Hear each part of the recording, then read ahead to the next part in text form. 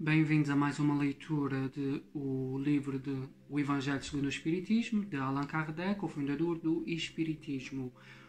Vamos dar continuidade à leitura e hoje vamos ler o capítulo número 12, Amai os vossos inimigos. Aqui iremos ver pagar o mal com o bem, os inimigos desencarnados. Se alguém vos bater na face direita, apresentai-lhe também a outra. Instruções dos espíritos, a vingança, o ódio, o duelo.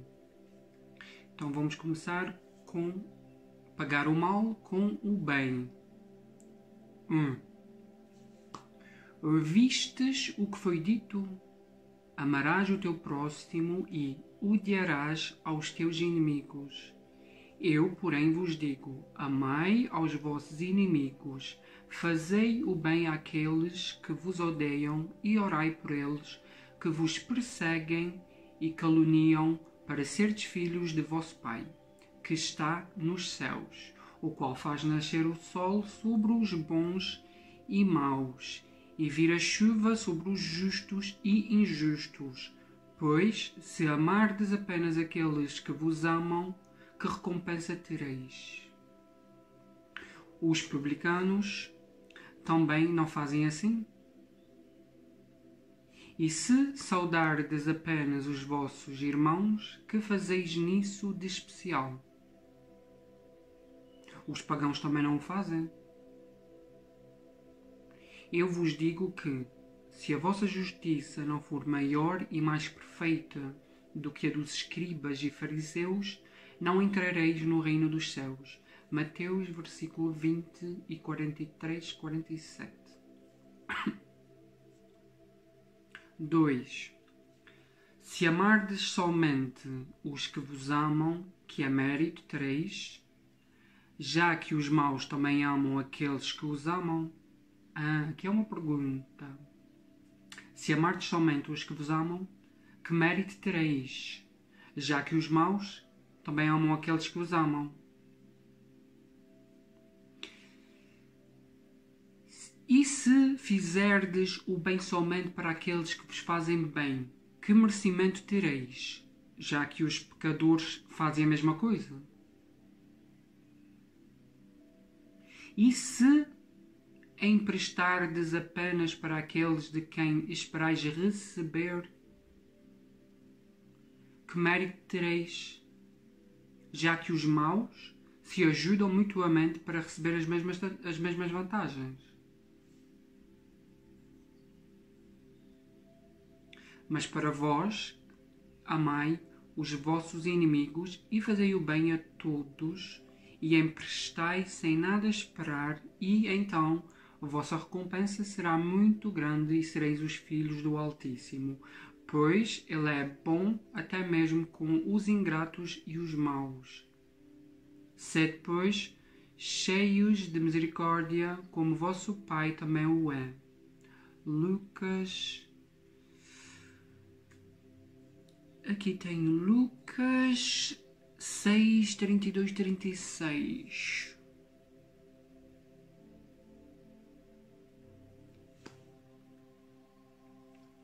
Três. Se o amor ao próximo é o princípio da caridade, amar aos inimigos é a sua aplicação sublime, pois essa virtude é uma das maiores vitórias conquistadas sobre o egoísmo e o orgulho. Entretanto, geralmente nos equivocamos quanto ao sentido do verbo amar. Nessa circunstância, Jesus não quis dizer que se deve ter por um inimigo a mesma ternura que se tem por um irmão ou um amigo. A ternura pressupõe confiança.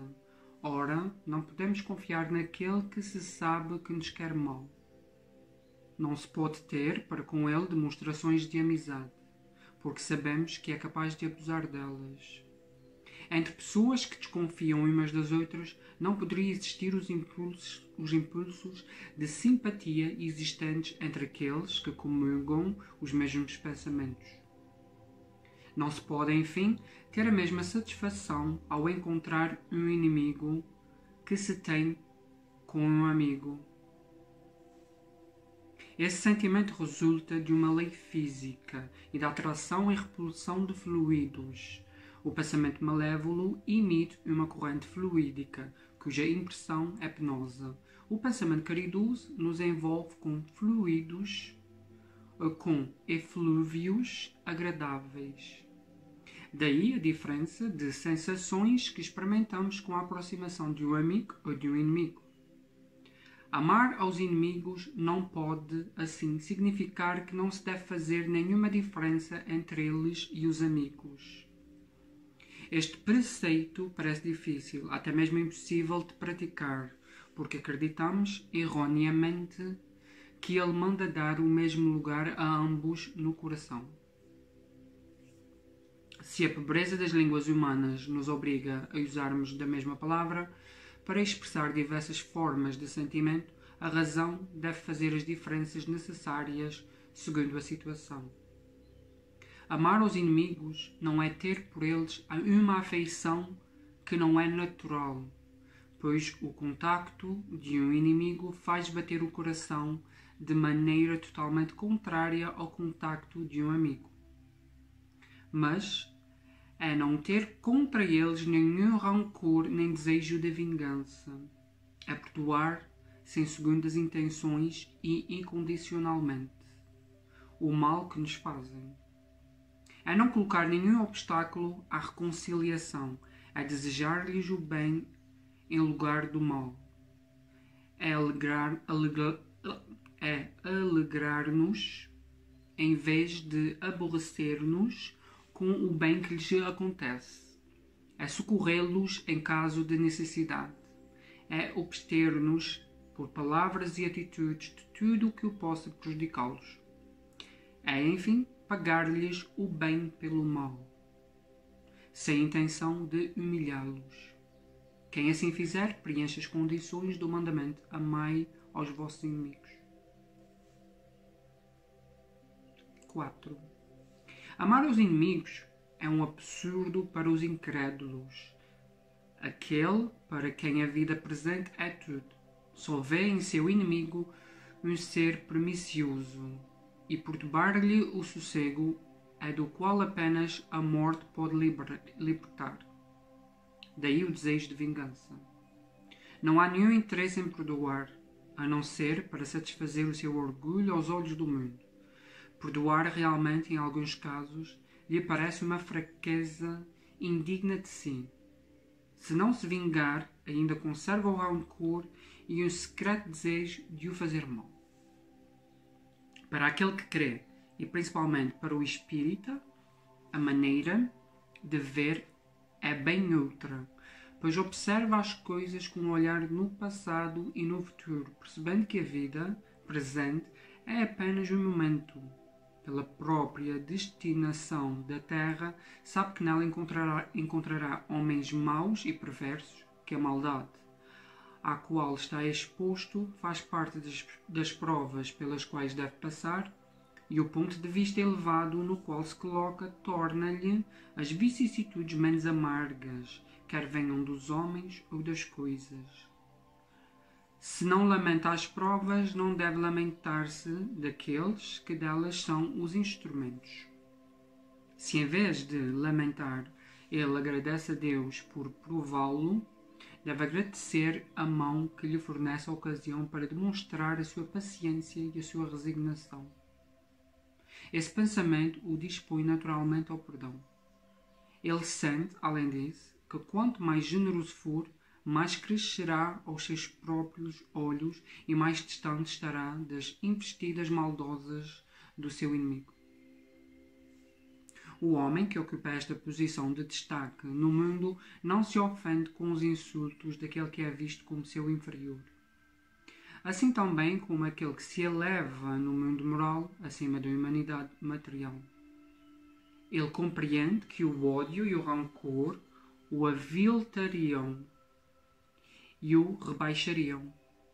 Ora, para ser superior ao seu adversário, é preciso que ele tenha alma maior, mais nobre, mais generosa.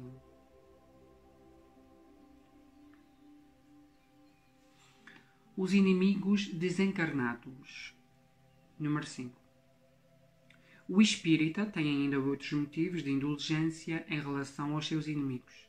Ele sabe, primeiramente, que a maldade não é o estado permanente dos homens, que ela representa uma imperfeição momentânea e que, assim como a criança se corrige dos seus defeitos, o homem mau reconhecerá um dia os seus erros e se tornará bom. Ele sabe ainda que a morte apenas o liberta da presença material de seu inimigo, mas que este pode persegui-lo com o seu ódio mesmo depois de haver deixado a terra. Sabe que a vingança não atingirá o seu objetivo e, ao contrário, pode produzir uma irritação ainda maior que se prolongará de uma existência para a outra. Cabia ao espiritismo provar pela experiência e pela lei que regem as relações do mundo visível com o mundo invisível que a expressão extinguir o ódio com o sangue é completamente falsa, pois a verdade é que o sangue conserva o ódio no além-túmulo. Por consequente, o espiritismo dá uma razão de ser efetiva e uma utilidade prática ao perdão, bem como a sublime máxima do Cristo: amai os vossos inimigos. Não há coração, por mais perverso, que não seja tocado pelas boas ações, mesmo a contragosto. As boas ações, ao menos, não dão pretexto a represálias e de um inimigo pode-se fazer um amigo, antes e depois da morte. Com os maus procedimentos, nós os irritamos e é então que ele serve de instrumento à justiça de Deus para punir aquele que não perdoou. 6. Pode-se, pois, ter inimigos entre os encarnados e os desencarnados. Os inimigos do mundo invisível manifestam a sua maldade por meio de obsessões e subjugações, às quais tantas pessoas estão expostas e que representam algumas das provas da vida. Essas provas, como as outras, ajudam no aperfeiçoamento e devem ser aceitas com resignação e como consequência da natureza inferior do globo terrestre. Se não existissem homens maus na Terra, não haveria espíritos maus ao seu redor. Se então deve-se ter indulgência e benevolência com os inimigos encarnados, deve-se ter igualmente com aqueles que estão desencarnados. Antigamente, sacrificavam-se vítimas para acalmar os deuses infernais, que eram os espíritos maus. A estes sucederam os demónios, que são a mesma coisa. O Espiritismo vem provar que esses demónios não são mais do que as almas dos homens perversos que ainda não se despojaram dos instintos materiais, que não se pode apaziguá-los senão pelo sacrifício do ódio de que são portadores, ou seja, pela caridade. Que a caridade não tem por efeito apenas impedir que se faça o mal, mas encaminhá-los para o caminho do bem e contribuir para a sua salvação. É assim que a máxima, amai os vossos inimigos, não está circunscrita ao círculo estreito da terra e da vida presente, mas integra-se na grande lei de solidariedade e fraternidade universais. Se alguém te ferir na face direita, apresentai-lhe também a outra. Número 7. Ouvistes o que foi dito, olho por olho, dente por dente. Eu, porém, vos digo para não resistirdes ao mal. Mas se alguém vos ferir na face direita, dá-lhe também a outra. Ao que vos quer demandar em juízo e vos tomar a túnica, dai-lhe também a capa. Se alguém vos obrigar a caminhar 1000 passos com ele, caminhai ainda 2000. Dai àquele que vos pede e nada negueis àquele que deseja que lhe empresteis. Mateus, versículo 38, 42. 8.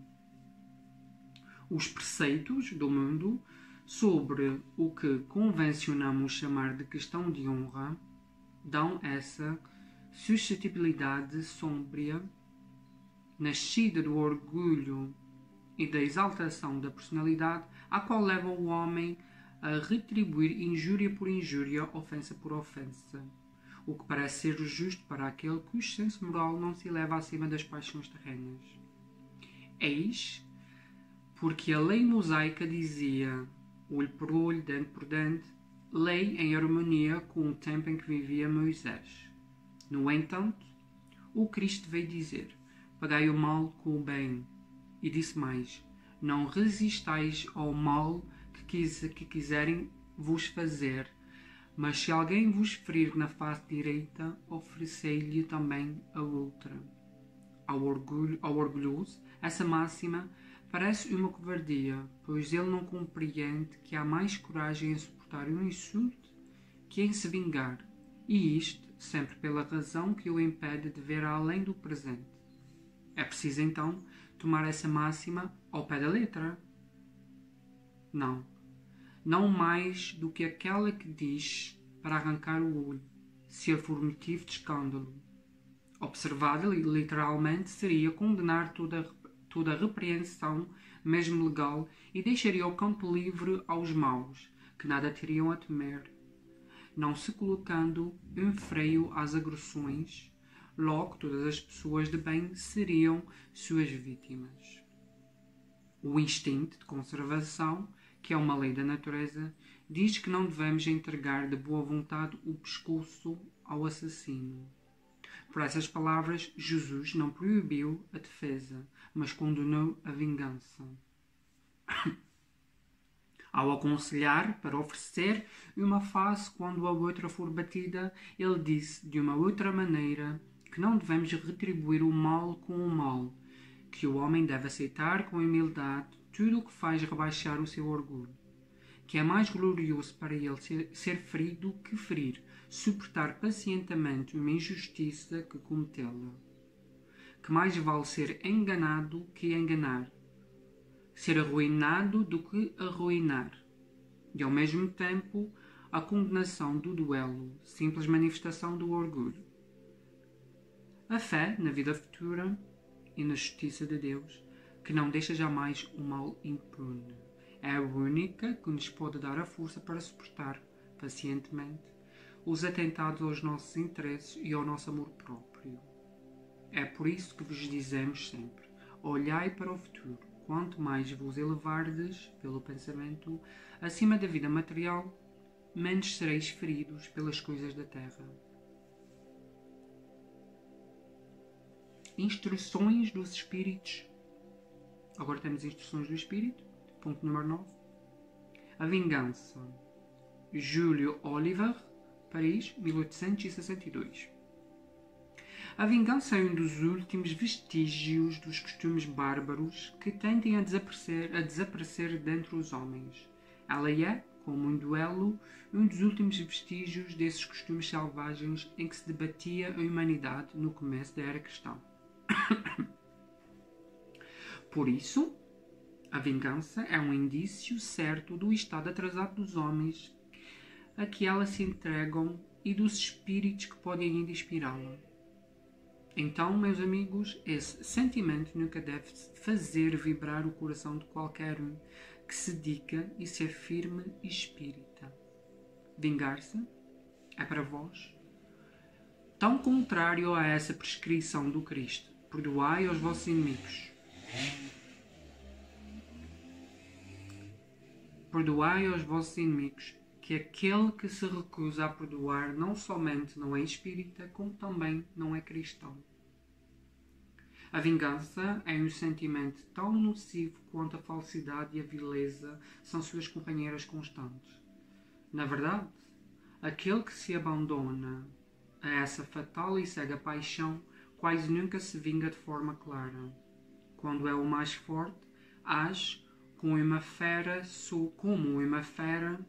sobre aquele que considera seu inimigo, pois basta vê-lo para que se inflamem a sua paixão, a sua cólera e o seu ódio.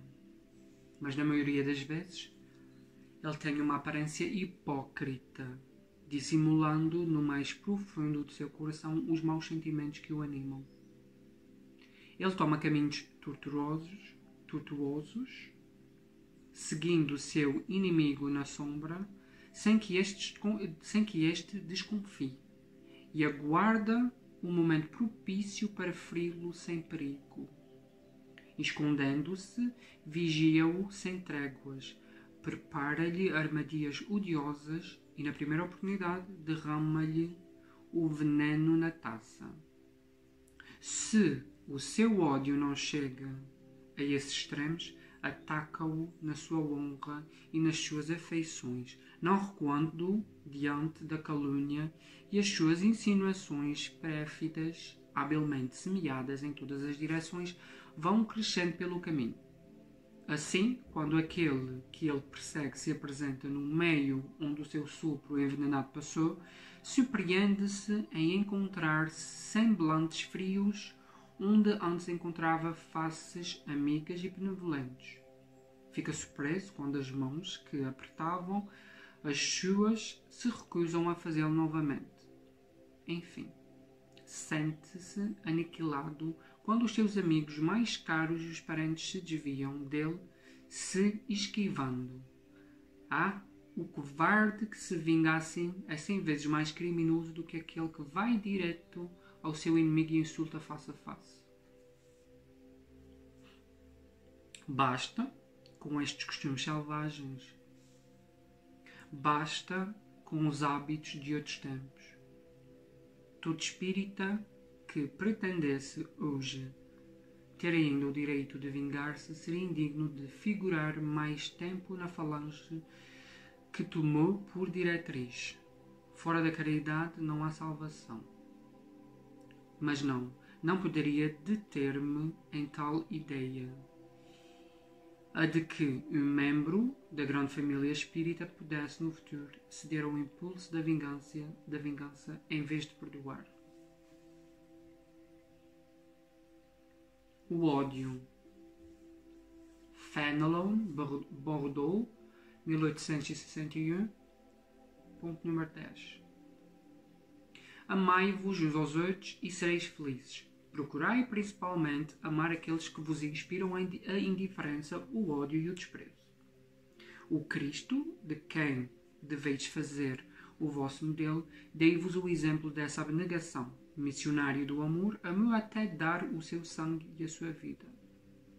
O sacrifício que vos obriga a amar aqueles que vos ultrajam e perseguem é penoso, mas é precisamente o que vos torna superiores a eles. Se os odiasseis como eles vos odeiam, não valereis mais do que eles. É essa a hóstia imaculada que ofertais a Deus, no altar de vossos corações, hóstia de fragrância agradável, que os perfumes sobem até ele. Apesar da lei do amor nos mandar amar indistintamente a todos os nossos irmãos, não endurece o coração contra as atitudes errôneas. É, ao contrário, a prova mais penosa. Eu o sei, já que durante a minha última existência terrestre eu provei essa tortura. Mas Deus existe e pune, nesta vida e na outra, aqueles que falham na lei do amor. Não vos esqueçais, meus queridos filhos, de que o amor nos aproxima de Deus e o ódio nos afasta deles. Isto aqui é um depoimento de um espírito. O duelo. Adolfo, bispo de Argel, Marmande, 1861. Ponto número 11. Só é verdadeiramente grande aquele que, considerando a vida como uma viagem que deve conduzi-lo a um destino certo, não se importa com as asperezas do caminho. Não se desvia um instante do caminho certo, com a mente sempre dirigida para o objetivo, pouco lhe importa de que as asperezas e os espinhos da senda o ameacem, pois eles apenas se aproximam sem atingi-lo, e não o impedem de avançar. Expor seus dias para vingar-se de uma injúria a recuar diante das provas da vida. É sempre um crime aos olhos de Deus E se não estivesseis tão envolvidos com os vossos preconceitos, seria também uma suprema e ridícula loucura aos olhos dos homens. Há crime no homicídio por duelo, já que a vossa própria legislação o reconhece. Ninguém tem o direito, em caso algum, de atentar contra a vida de seu semelhante. Isso é crime aos olhos de Deus, que vos traçou a linha de conduta. Nisto, mais que em qualquer outra coisa, sois juízes de vossa própria causa. Lembrai-vos de que vos será perdoado segundo o que tiverdes perdoado. Pelo perdão vos aproximais da divindade, pois a clemência é irmã do poder.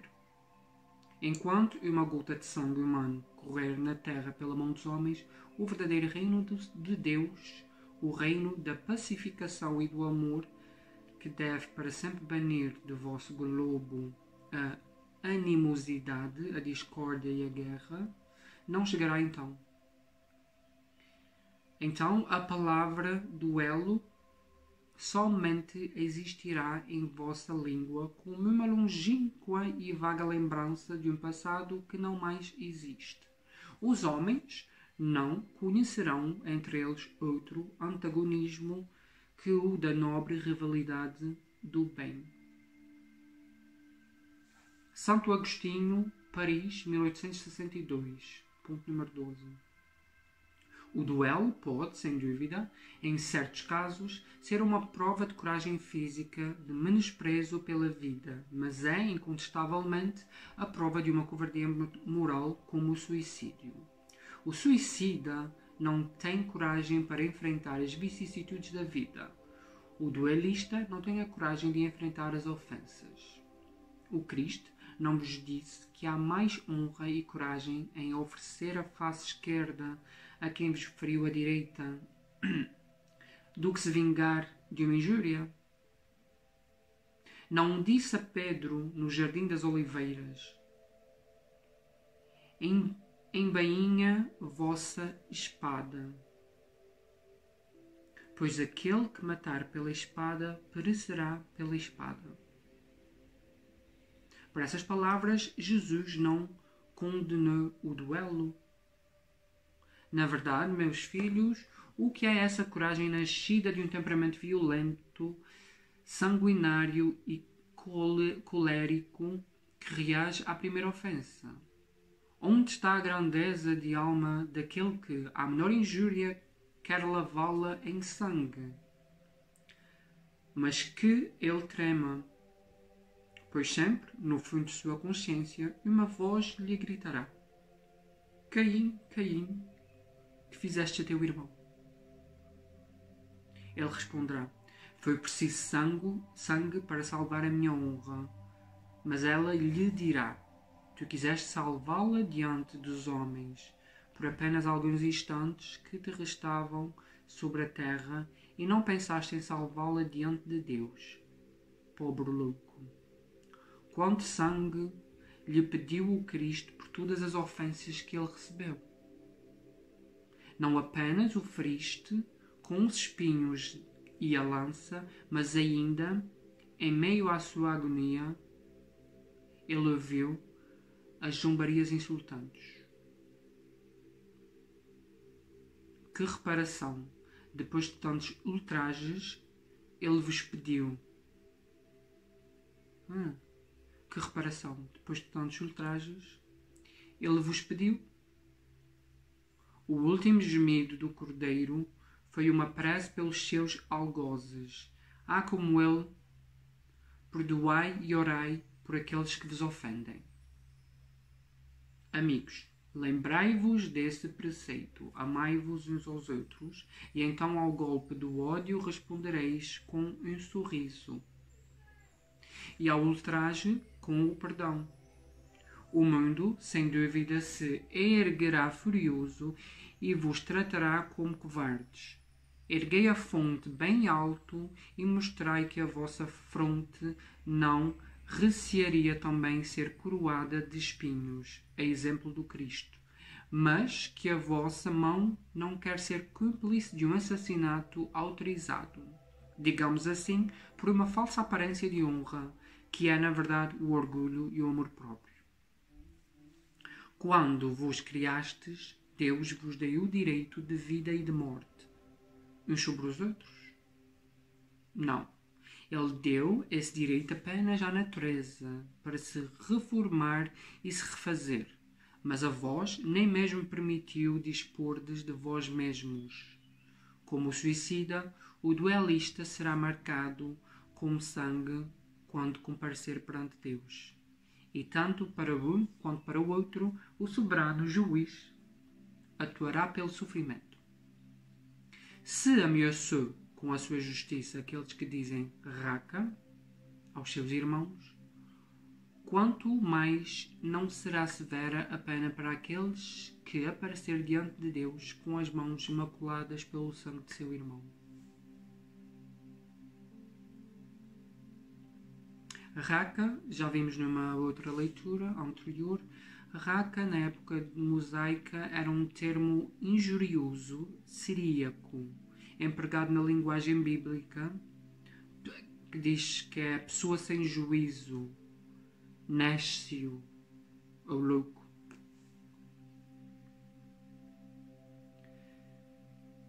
Agora temos um espírito protetor. Bourdieu, 1861, o ponto número 13. O duelo.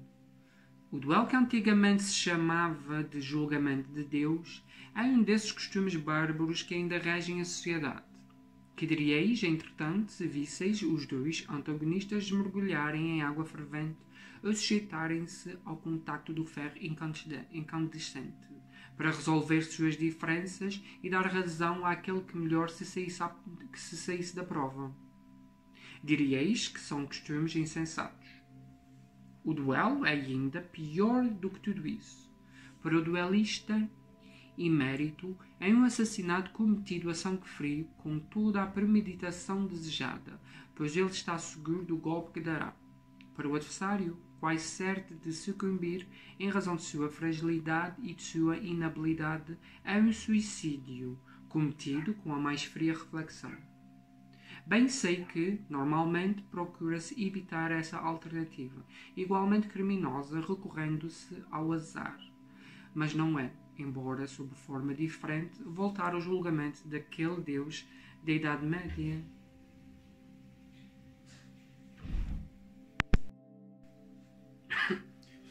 E ainda naquela época, era-se infinitamente menos culpado. O próprio nome, julgamento de Deus, indica uma fé ingênua, é verdade, mas mesmo assim uma fé na justiça de Deus, que não poderia deixar sucumbir um inocente. Enquanto, no duelo, tudo se entrega à força bruta, de tal maneira que é, em geral, o ofendido que sucumbe.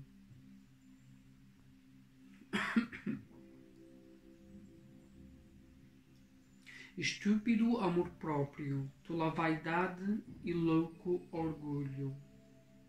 Quando sereis substituídos pela caridade cristã, o amor ao próximo e a humildade que o Cristo exemplificou e ensinou? Somente então desaparecerão esses preconceitos monstruosos que ainda governam os homens e que as leis são ineficazes para reprimir, pois não basta proibir o mal e prescrever o bem, é preciso que o princípio do bem e o horror ao mal estejam no coração do homem. Agora temos Francisco Xavier Bourdieu, 1861, ponto número 14. Que opinião teriam de mim, dizeis muitas vezes, se eu recuar... Que opinião teriam de mim, dizeis muitas vezes, se eu recusar a reparação que me é pedida, ou se eu não a pedir àquele que me ofendeu. Os loucos como vós, os homens atrasados, vos censurarão. mas os que são esclarecidos pelas luzes do progresso intelectual e moral dirão que agis segundo a verdadeira sabedoria. Refleti um pouco por uma palavra dita sem intenção ou inteiramente inofensiva da parte de um de vossos irmãos. Vosso orgulho se fere. Respondeis de uma maneira áspera e a provocação está feita. Antes de chegar o momento decisivo, perguntai se agis como um cristão. Que contas devereis prestar à sociedade se privardes de um de seus membros? Pensai no remorso de haver tirado o marido à sua mulher, o filho à sua mãe, o pai aos seus filhos e com ele o seu sustento. Certamente, aquele que ofendeu deve-se retratar, mas não é mais honroso para ele fazê-lo espontaneamente, reconhecendo os seus erros, do que expor a vida daquele que tem direito de queixar-se. Quanto ao ofendido, convenho que algumas vezes pode sentir-se gravemente atingido, seja pessoalmente, seja em relação aos que lhes são caros. O amor próprio não é o que está em jogo. O coração está magoado, ele sofre. Mas além de ser estúpido julgar a vida contra um miserável capaz de infâmias, mesmo que mate a este, qualquer que seja a afronta, deixará ele de existir. O sangue derramado não provocará maior alarde sobre um facto que, se falso, pode desaparecer por si mesmo, e se for verdadeiro, deve ocultar-se sobre o silêncio. Resta apenas a satisfação da vingança praticada, infelizmente. Triste satisfação que geralmente deixa, desde essa vida, causticantes remorsos. E se for o ofendido quem sucumba, onde está a reparação? Quando a caridade for a regra de conduta dos homens, eles conformarão os seus atos e as suas palavras a esta máxima: não faça aos outros o que não queres que os outros te façam. E então desaparecerão todas as causas de discórdias e com elas as causas dos duelos e das guerras, que são duelos entre povos. Temos agora Agostinho, Bordeaux, 1861, ponto número 15. O homem do mundo, o homem feliz, que por uma palavra ofensiva e uma questão fútil, joga com a vida que recebeu de Deus e com a vida de seu semelhante, que somente a Deus pertence. É 100 vezes mais culpado que o miserável que, levado pela cobiça e às vezes pela necessidade, invade uma casa para lá roubar o que lhe convém e mata aqueles que se lhe opuseram ao seu desejo. Este é quase sempre um homem sem educação, tendo apenas noções imperfeitas do bem e do mal, enquanto o duelista pertence geralmente à classe mais esclarecida. Um mata brutalmente, o outro com método e cortesia, o que faz a sociedade desculpá-lo. Eu acrescentaria que o duelista é infinitamente mais culpado que o infeliz que, cedendo a um sentimento de vingança, mata num momento de exasperação. O duelista não tem por desculpa o arrastamento da paixão, pois entre o insulto e a reparação há sempre o tempo de refletir. Ele age, então fria e premeditadamente. Tudo é calculado e estudado para matar o seu adversário da forma mais segura. É verdade que ele próprio também expõe a vida, e é isso que o reabilita o duelo aos olhos do mundo, porque nisto se vê um ato de coragem e de desapego à vida. Mas haverá verdadeira coragem quando se está seguro de si mesmo?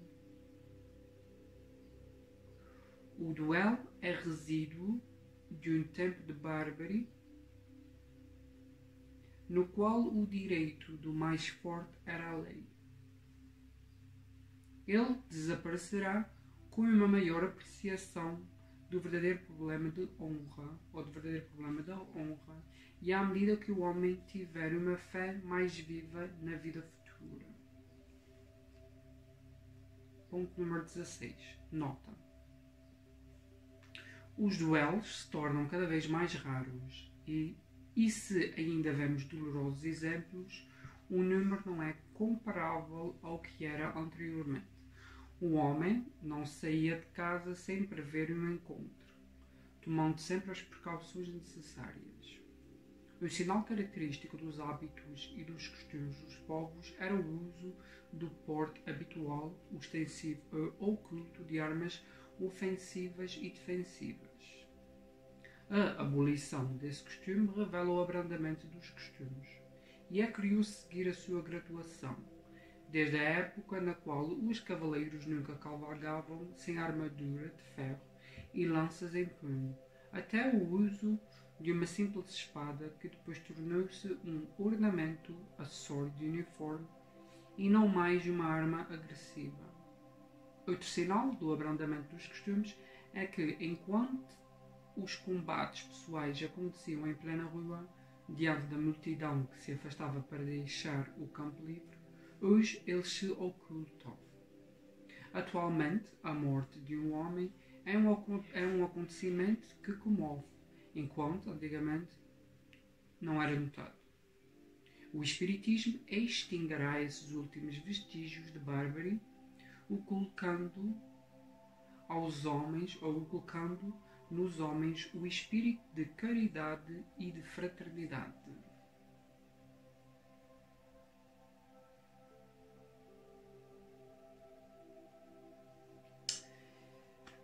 Então ficamos por hoje com esta leitura do capítulo número 12